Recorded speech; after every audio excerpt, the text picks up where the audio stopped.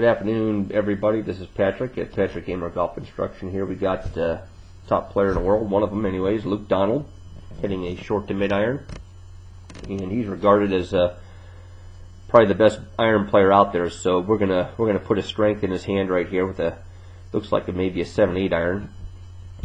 And what I'm going to show you about the modern day swings is a lot what I teach and promote with my on plane swing, arcs, shoulder shift. And Luke is a good example of this as anybody out there. Nick Watney's another really good one, and I'm going to post a video of him a little bit later on how this goes about happening. When I look at these players and find out how good they are, you got to look at their moment of truth, their impact position. What I look for a good impact position is, quite frankly, what I'm seeing here with Mr. Donald. Let's look at his shoulders tilt at impact. Okay. Now, let's look at his shoulder tilt at address. Folks, there's not much difference there. I mean, in fact, I don't think there's much difference at all, if any. That's hugely, hugely important if you want to make a repeating golf swing and good golf shots on a long-term basis. This is big. That's very, very effective impact position right here. When you can repeat your shoulder levelness from address to impact. All right. Number two, I don't see a lot of reverse C impact position with him. For the most part, he's pretty vertical. I wouldn't say he's completely vertical, but he's pretty good at being vertical. So that tells me right there he's a pretty straight hitter, which he is. Not very long, but he is a very efficient striker of the ball with these irons. Now, when he gets to his finish position again, we see the levelness again. Big time, as far as I'm concerned, right here. And of course, vertical finish on the follow through.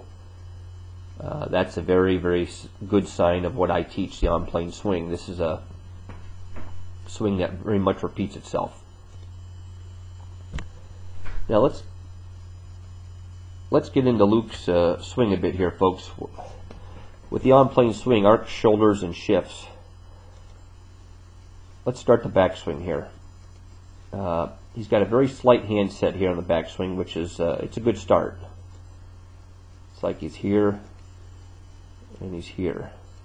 Very slight. Now let's get him halfway back. Again, he's starting to set his hands prior to this. When he gets to the top, though, one thing I really like to see is a completed hand set before he starts the forward swing, and for the most part, that's what I'm seeing. I'm going to explain to you why this is important, folks.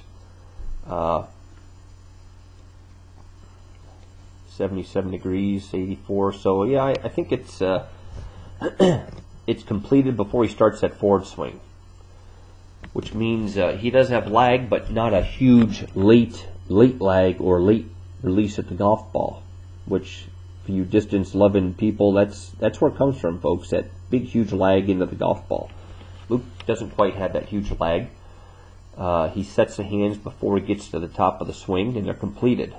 When Luke's in this position, his hand set's completed, as far as I'm concerned. All right. When your hand set is completed, you have the ability to make this forward swing arc wider. All right.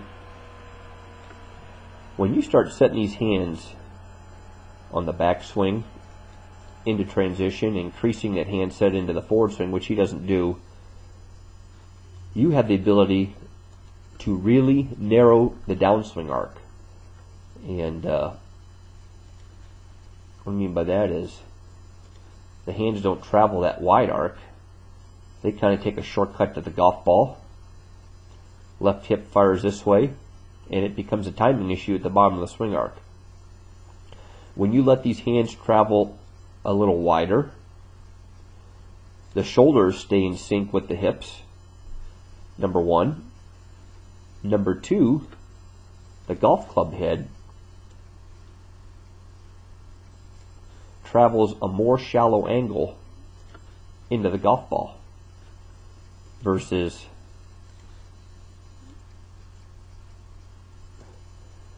a steeper angle into the golf ball. And I'm going to explain to you in quick detail why that's important. When you have this club traveling a more shallow angle into the ball, your margin for success is larger at impact. You hit more solid shots more often. You're directing the energy of the club head more so into the ball than you are into the ground. What I mean by that is the club head is traveling obviously more parallel angle into the ground, or more parallel angle to the ground than it is this way. So the energy's directed towards the target than it is into the ground. And a little less spin, higher launch. That's the recipe for distance, folks. You've been reading your magazines. So I promote greatly in the on-plane swing a wide forward swing arc, a wide back swing arc. I promote the back swing arc and the forward swing arc to be very similar in shape and very similar in size. In my ideal system, that diagram right there is your back swing arc. It's not exactly it, but it's a pretty good diagram, or visual anyways. And that same diagram is the visual of your forward swing arc. Now I get a lot of comments, not a lot, but enough to where it makes me believe I don't explain this well enough. Well, that means you're casting it, Patrick. Well, it's not. I'm not by any stretch of imagination saying I want you to release that club early, right up here, to start the downswing and get a wide arc. I'm saying these hands can hold their angle and travel a little wider on that forward swing. If you can get these hands traveling a little wider on that forward swing, I promise you, you're going to hit better golf shots. I mean, I promise you, it's night and day. Now, let's look at the other perk about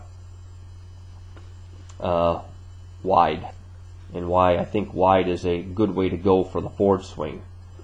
We've got Mr. Aaron Baddeley here, and this is before the stack and tilt experiment. All right.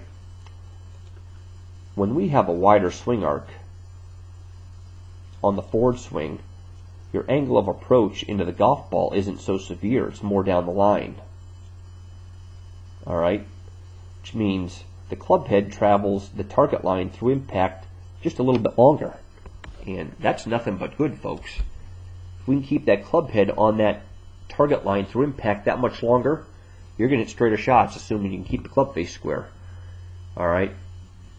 And this is why I greatly encourage wide backswing, wide forward swing versus, and again, when I draw these pictures, folks, I'm trying to go to the extreme to prove a couple of points. So don't take this as literal, and this is exactly where the club head needs to be in the whole 9 yards. All right, I'm doing these for demonstration purposes. The red line in my system is a good visual for a backswing and forward swing arc. The blue arc is what I kind of refer to as the traditional swing systems. Well, not even traditional. These foldy swing systems, these stack and tilters at Jim Hardy's. From what I've read, their forward swing arcs are more similar on the downswing to this. They're more narrow. In my system, the club comes in a little bit more shallow, and like I said, a lot of good things happen when you can get these hands not taking a shortcut to the golf ball, but traveling a little wider. When they travel wider, the shoulders and the hips remain in sync. All right. When they travel wider, you don't have a lot of lag. Or I should say, you don't have that super late lag, which requires impeccable timing with the hands at the bottom of the arc. Now, let's get Luke back into impact here. His upper body, it's traveling to the target during impact. Right there it is. Let's get him in address. Exactly, there's his address position. There's his impact position. No, that's not his impact. Here's his impact. As you can see, he's made a lateral move to the ball. He's going this way, folks. He is going this way with the upper body. And again, that means level shoulders at impact. Level being similar to where he started the address position at. I mean, there's not too many swings handle up too well to my surgery table here, my surgeon's table, when I get them under the microscope and with the V1 software, but I don't know if it's remarkably, but Luke Donald, remarkably, is very good. And I've always picked on him because he's a short hitter, and my theory is these short hitters will be dinosaurs or extinct in a short period of time on the big stage, and he proved me wrong. He went out and become the #1 player in the world, which I guess that theory of mine was out, but I'm understanding why now. He's got a lot of good things going for him, and quite frankly, I wish I was teaching him.